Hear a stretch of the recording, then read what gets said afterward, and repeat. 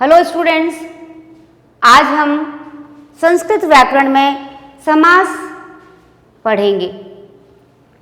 समास यानी शब्दों का विग्रह व सामासिक शब्द। जनरली लोग जो है संधि और समास को में कुछ कंफ्यूज हो जाता है कि संधि और समास में सेम ही लगता है ना, लेकिन होता क्या है बच्चों, संधि में हम वर्णों का विच्छेद करते हैं, यानी पूर्व पद और उत्तर पद में से पूर्व पद का लास्ट वर्ण को फिर अ या ई प्लस करके फिर उसका आ करके फिर शब्दों का मिलान करते हैं। जबकि समास में क्या होता है बच्चों, शब्दों का संक्षिप्तीकरण होता है। संक्षिप्तीकरण यानी जैसे राजा का पुत्र, तो हम इस शब्द को छोटा कर देते हैं राजपुत्र, तो शब्दों का संक्षिप्तीकरण समास कहलाता है। तो आज हम इसी बारे में समास के बारे में रीड करेंगे, जिसमें सामासिक शब्द वो सामासिक शब्दों का विग्रह कैसे करते हैं। चलिए हम स्टार्ट करते हैं बच्चों। समास यानी इंग्लिश में हम कंपाउंड बोलते हैं इसको। समास का अर्थ दो या दो से अधिक शब्दों से मिलकर बने हुए नवीन एवं सार्थक शब्द को समास कहते हैं। जैसे रसोई के लिए घर, रसोई के लिए घर, ये पूरा एक बड़ा हो जाता शब्द, लेकिन इसको छोटा कर देते हैं रसोई घर, तो इसमें जो के लिए वो हट गया, तो रसोई घर भी जो है वो कह सकते हैं इसको।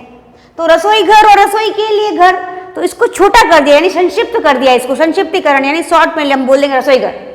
रसोई के लिए घर तो बहुत बड़ा सेंटेंस हो जाएगा, तो इसको एक शब्द में बना दिया, हमें सामासिक शब्द बन गया रसोई घर। ठीक है बच्चों, तो रसोई के लिए घर को हमने संक्षिप्त करके रसोई घर बन गया, तो ये हमारा सामासिक शब्द कहलाएगा। समास विग्रह क्या होता है कि सामासिक शब्दों में संबंध को स्पष्ट करना समास विग्रह कहलाता है। जैसे सामासिक शब्द राजपुत्र, राजपुत्र का समास विग्रह क्या होगा, राजा का पुत्र। इसमें दो पद होते हैं बच्चों, पूर्व पद और उत्तर पद। अब राजपुत्र में राजा का पुत्र, तो राज क्या है, पूर्व पद, और पुत्र क्या है, उत्तर पद। तो राजा का पुत्र तो समास विग्रह है, और राज और पुत्र, ये राज क्या है, पूर्व पद है, और उत्तर पद पुत्र। ठीक है बच्चों, तो इसमें दो पद होते हैं, ये ध्यान रखना होगा हमें, पूर्व पद व उत्तर पद। जैसे गंगा जल, गंगा जल में पूर्व पद कौन सा है और उत्तर पद कौन सा है, कि गंगा पूर्व पद है वह जल उत्तर पद है। ठीक है, इस तरह से हम नेक्स्ट हम 1 by 1 रीड करेंगे। मैं आपको स्मार्ट इसमें प्रोजेक्टर पे एक्सप्लेन करूंगी, आप देखिएगा। Thank you.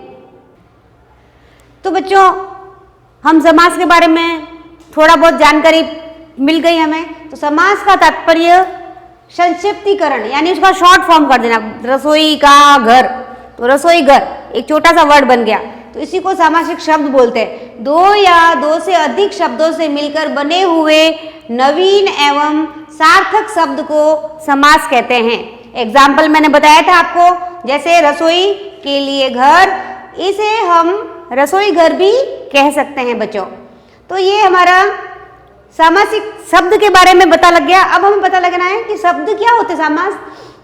समास को विग्रह कैसे करते हैं। विग्रह यानी उसको, यदि राजपुत्र लिखा है तो रसोई घर लिखा है, तो हम उसको कैसे विग्रह करेंगे, तो रसोई का घर, ठीक है ना, रसोई के लिए घर, ये विग्रह हो गया। तो इसी तरह से विग्रह माने उसको अलग अलग कर देना। सामासिक शब्दों में के बीच के संबंध को स्पष्ट करना समास विग्रह कहलाता है। सामासिक शब्दों को का संबंध स्पष्ट करना है। लेकिन रसोई घर, रसोई में घर, रसोई ये कुछ भी बना सकते हैं, लेकिन एक करेक्ट सार्थक शब्द होना चाहिए कि रसोई के लिए घर। तो इसी तरह से समास के जो नियमों के अनुसार शब्द का विग्रह टुकड़े करना होगा हमें। उसे निर्मित शब्द सामासिक शब्द कहलाते हैं। इसे समस्त पद भी कहते हैं। सामासिक शब्द का ऑल्टरनेटिव नेम क्या है, समस्त पद। समास होने के बाद विभक्तियों के चिन्ह लुप्त हो जाते हैं। विभक्ति यानी का, के, की आते ना, के लिए, मैं, पर, तो इस तरह से विभक्ति जो है आपको बताई थी, प्रथमा विभक्ति, द्वितीय विभक्ति, तृतीय विभक्ति, चतुर्थी, पंचमी, ऐसे करके टोटल हमारी सप्तमी विभक्ति तक है। वैसे तो 8 है, लेकिन 8 संबोधन वाली हम काम में नहीं लेते, तो इसलिए विभक्ति और जब कारक का ध्यान होगा तो आप इसको इजीली समझ पाओगे। तो विभक्ति का लोप होता है, लोप यानी छुपी हुई होती विभक्ति। जैसे रसोई के लिए घर, तो के लिए विभक्ति है, कर्ता ने, कर्म को, करण से अपादान, संप्रदान के लिए अपादान, तो संप्रदान कारक उसमें हाइड था। तो विभक्ति कौन सी? पंचमी विभक्ति और छठवीं षष्ठी विभक्ति का लोप होता है। तो इसी तरह से इसमें देखो राजपुत्र, तो राजा का पुत्र, पूर्व पद और उत्तर पद मैंने बताया था कि दो पद होते हैं इसके अंदर, राज और पुत्र। राज पूर्व पद है और उत्तर पद कौन सा है? पुत्र।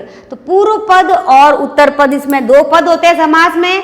समास में दो पद यानी शब्द होते हैं। पहले पद को पूर्व पद बोलते हैं और दूसरे पद या शब्द को क्या बोलते हैं? उत्तर पद। गंगा जल, इसमें गंगा पूर्व पद है और जल उत्तर पद है। पूर्व पद और उत्तर पद जिसके बारे में हमने पढ़ा था बच्चों, पहला शब्द जो होता है वो पूर्व पद कहलाता है और उसका बाद वाला शब्द क्या कहलाता है? उत्तर पद। जैसे एग्जाम्पल मैंने बताया था गंगा जल, तो गंगा क्या है? पूर्व शब्द है और जल बाद वाला शब्द जिसे हम उत्तर पद कहेंगे। तो पूर्व पद गंगा और उत्तर पद जल। तो इसमें दो शब्दों के अलग अलग मेल मिलाए। जैसे गंगा जो है वो पूर्व पद है, पूर्व शब्द है, और जल जो है वो बाद वाला शब्द जिसे उत्तर शब्द बोलते हैं या उत्तर पद कहते हैं। तो इसमें गंगा पूर्व पद और जल उत्तर पद होगा।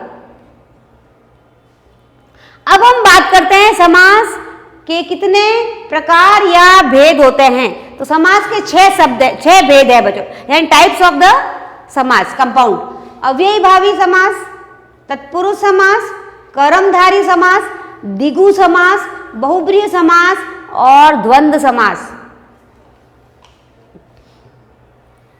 पहला समास है अव्ययीभावी समास। अव्ययीभावी समास यानी आपने अव्यय तो पढ़े ही हैं, कुत्र, तत्र, उप, ये सब क्या है? अव्ययीभावी। अव्यय यानी जिसमें समास में नहीं ऐसे अव्यय यानी ऐसे शब्द जिसका वचन, लिंग या विभक्ति का कोई भी प्रभाव नहीं पड़ता।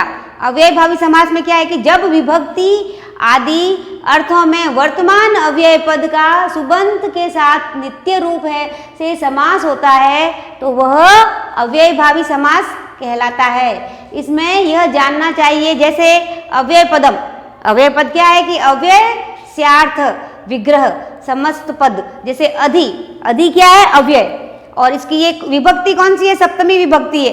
तो इसको अधि हरि लिखा हुआ होगा ना बच्चों, तो अधि क्या है? अव्यय। तो हम ये समझ लेंगे कि ये जब अधि लिखा हुआ तो हम हमारे दिमाग में आएगा ये अव्ययभावी समास है। अब इसका विग्रह कैसे करेंगे कि अधि को किसमें चेंज कर दिया? इति में। अधि किसमें चेंज हो गया? इति में। और हरि किसमें चेंज हो गया? सप्तमी विभक्ति में। हरि, हरो, हरे। तो इसमें हरो, देखो ये हरो जो है विभक्ति कौन सी है? सप्तमी। तो अधि किसमें परिवर्तित हो गया? इति में। जब हम इसका विग्रह करते हैं, अधि हरि का विग्रह किया बच्चों, समासिक विग्रह, तो क्या हो गया? हरो बन गया हरि से। ये हरि प्रथमा विभक्ति है, इसमें ये चेंज किसमें हो गई? सप्तमी विभक्ति में। और अधि की जगह क्या आ गया? इति।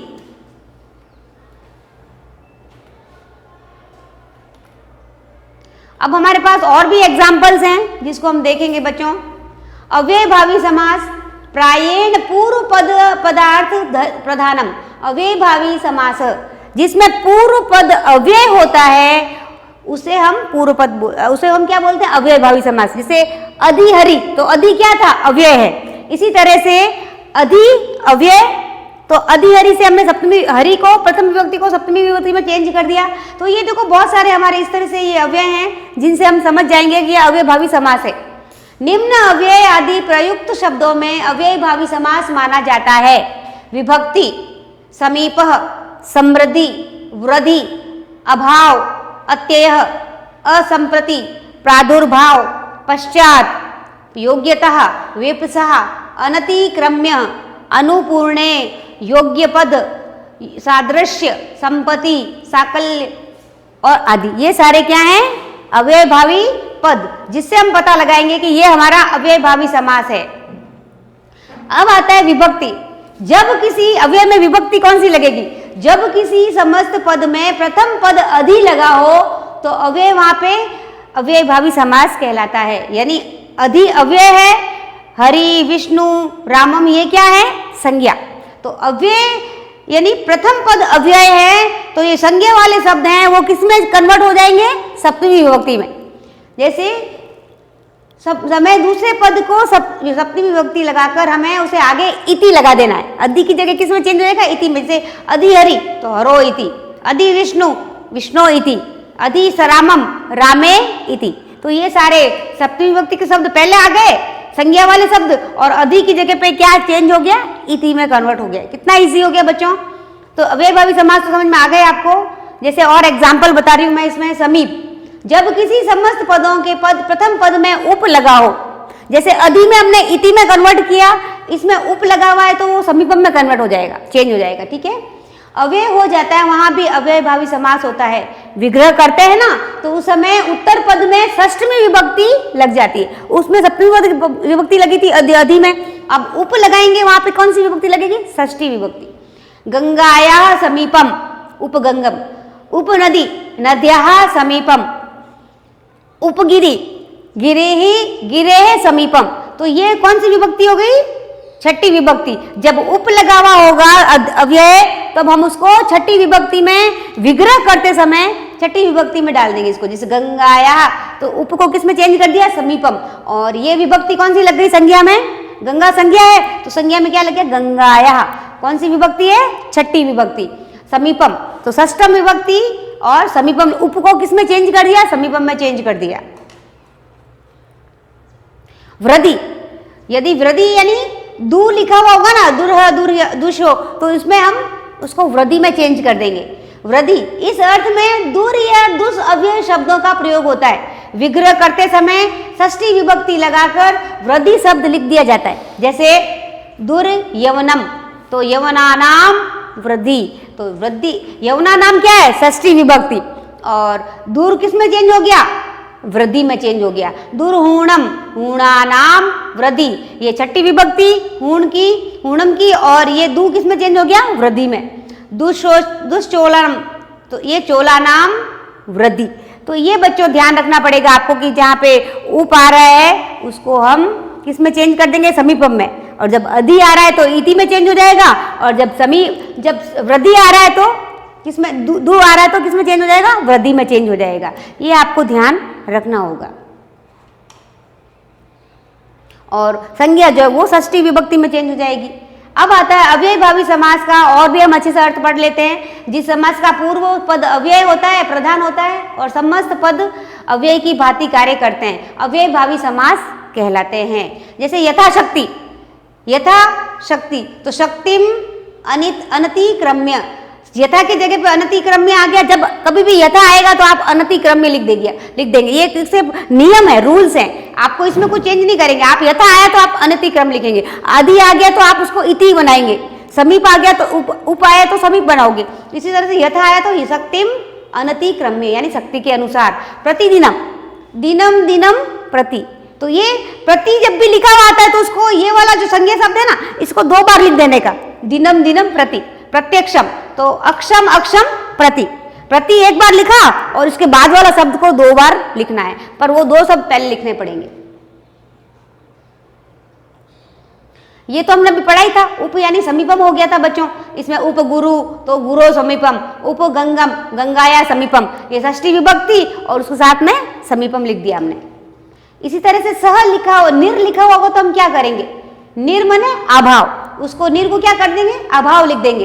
जैसे निर्विघ्नम तो विघ्ना नाम अभाव, निर्मक्षिकम मक्षिणा नाम अभाव, निर्दोषम दोषाणाम अभाव। इसमें विभक्ति षष्ठी और उसके बाद में अभाव लिख दिया हमने, ये ध्यान रखना होगा हमें। अब आता है सेकंड तत्पुरुष समास।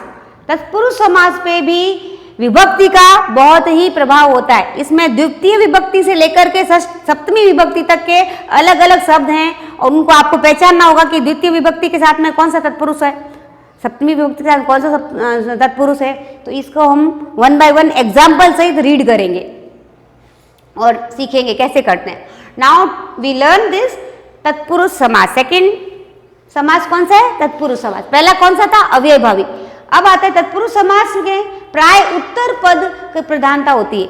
उत्तर पद यानी पीछे वाला पद। जैसे राज्ञ पुरुष तो राज पुरुष, राज्ञ पुरुष राज पुरुष, राजा का पुरुष। जहां पर उत्तर पद पुरुष है उसी की प्रधानता है। राज पुरुषम आनय, अब इसका क्या मतलब निकाले? राज पुरुष आनय, राजा का पुरुष, तो आपको इसमें सोचना पड़ेगा, राजा का कोई थोड़ी पुरुष होता है, तो राजा के पुरुष को लाओ, यानी राजा के जो जान पहचान वाले लोगों में से कोई एक पुरुष है उसको लेके आओ।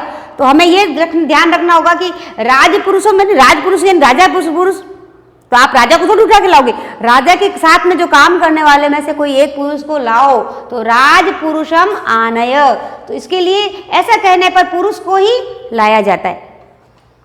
ये आपका एग्जाम्पल है, राजा को नहीं लाया जाता है, तो राजा का पुत्र पुरुष यानी राज पुरुषम आनय, राजा के पुरुष को लाओ। ये समझ में आना चाहिए आपको कि तत्पुरुष समास में ये ध्यान रखने योग्य बात है कि प्राय उसी के नाम से ही समास का भी नाम होता है।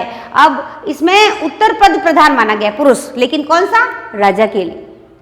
अब आता कृष्णम शीत, कृष्णम शीत, तो कृष्ण शीत यानी द्वितीय विभक्ति का प्रयोग किया गया है। कृष्णम शीत ये हमारा समास विग्रह है और ये हमारा सामासिक शब्द है जिसमें द्वितीय विभक्ति का उपयोग किया गया। कृष्ण सीतः, ये तत्पुरुष समास है। अब इसके उदाहरण हैं बच्चों, पहले द्वितीय पुरुष यानी द्वितीय विभक्ति वाले, फिर तृतीय, चतुर्थी, पंचमी, ऐसे करके सब षष्ठी और सप्तमी विभक्ति तक के एग्जाम्पल मैं आपको बताऊंगी।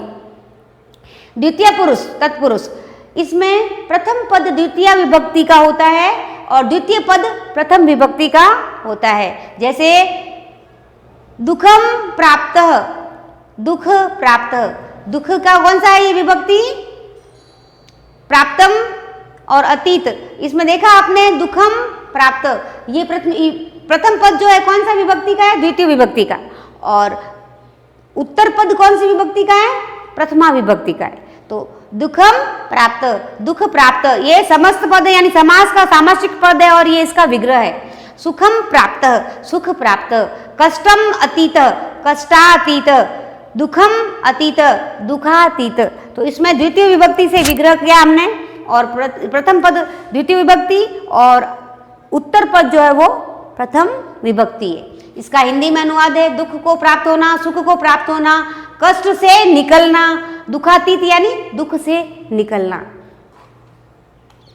अब आता है तृतीय विभक्ति के साथ में इसका प्रयोग।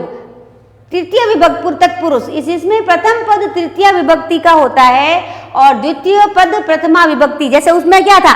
प्रथम पद द्वितीय विभक्ति का था और उत्तर पद प्रथम विभक्ति। इसमें भी ये प्रथम पद जो है वो तृतीय विभक्ति का है और ये तो प्रथम विभक्ति का ही रहेगा। तो वाचा कलह, तो इसका वाक कलह, वाक कलह माने वाणी से कलह। मदेन शून्य, मद शून्य यानी मद से रहित, घमंड से रहित। बाणेन हत, बाण हत, बाण से मारा गया। सुखेन युक्त, सुख से युक्त यानी सुख युक्त। ये हमारे सामासिक शब्द हैं और ये विग्रह है। जब विग्रह किया इसका वाक कलह का, तो वाक किसे बन गया? द्वितीय तृतीय विभक्ति में, और कलह तो एज इट इज रहा, यानी प्रथम विभक्ति का कोई चेंज नहीं है, लेकिन प्रथम उत्तर पद नहीं पूर्व पद है उसमें हमने तृतीय विभक्ति का उपयोग किया है। अब आता है चतुर्थ तत्पुरुष, जिसमें प्रथम पद चतुर्थी विभक्ति का होता है। जैसे गोभ्य, गोहितम, तो गोहितम ये हमारा सामासिक शब्द है। जब इसको गो को यहाँ पे रखेंगे तो ये क्या बन गया? कौन सी विभक्ति बन गई? चतुर्थ विभक्ति, गोभ्य।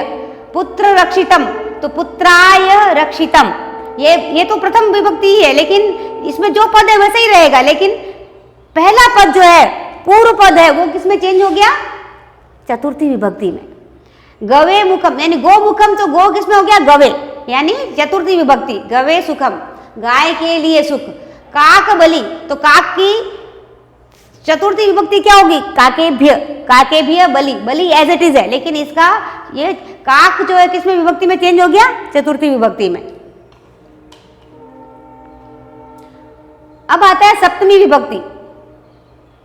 सप्तमी विभक्ति जहां प्रथम पद सप्तमी विभक्ति का होता है एवं द्वितीय पद प्रथमा विभक्ति का हो तो उसे सप्तमी तत्पुरुष कहते हैं। फॉर एग्जाम्पल समस्त पदम यानी सामासिक शब्द, कर्म कुशलम, कर्म कुशलम माने कर्म में चतुर, कार्य में करने में होशियार। तो उसको हम कैसे विग्रह करेंगे? तो विग्रह करने के लिए देखिए, कर्मणि कुशलः, तो ये कौन सी विभक्ति लगी है? सप्तमी। वाची, वाक् चतुर, वाक माने वाणी में चतुर, तो वाक को किसमें कर दिया? वाची चतुर। वाची यानी कौन सी विभक्ति? सप्तमी विभक्ति। आतप शुष्क, आतप माने तपत, धूप, तो आतपे शुष्क। चक्रबंध, चक्रबंध माने विशेष पद में चतुर, तो इसका क्या आ जाएगा? चक्र का क्या बन गया? सप्तमी विभक्ति, चक्रे बंध।